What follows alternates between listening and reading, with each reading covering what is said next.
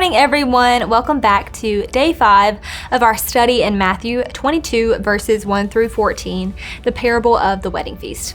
We've gone through verses 1 through 10 so far, so here's a quick recap for you.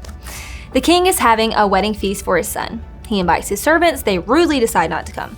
The king not only extends one invitation, he extends a second. Yet, they still refuse.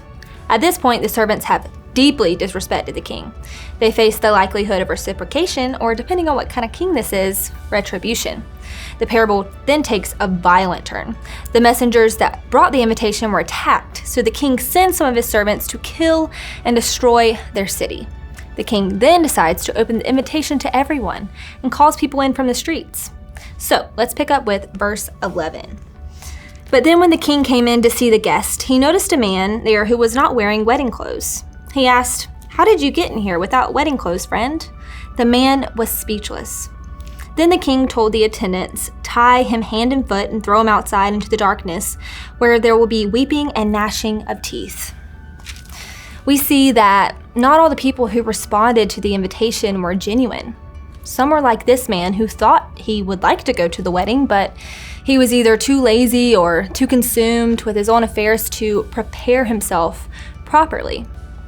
The garments worn on festival occasions were chiefly long white robes, and it was the custom of the person who made the feast to prepare such robes to be worn by the guests. So the conduct of this man was extremely inexcusable and disrespectful to the king.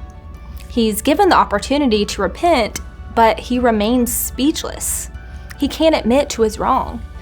He's cast out not because he's unworthy to be at the wedding. Everyone at the wedding is unworthy. He's cast out because he refused to enter worthily. There are some of us who are trying to come without the proper clothing.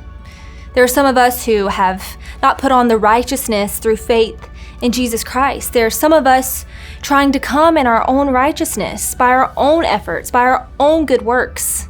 But that'll never work. We can't maintain a facade of righteousness, and we surely can't count on our own self-righteousness to get us in. He is the only way. So let's submit our lives to God. May we repent of our rebellion. Let us destroy our pride and walk in full obedience to God, because it's in Him that we find satisfaction, reward, and contentment. Thanks for joining me today. I'll see you tomorrow for our last day in Matthew 22.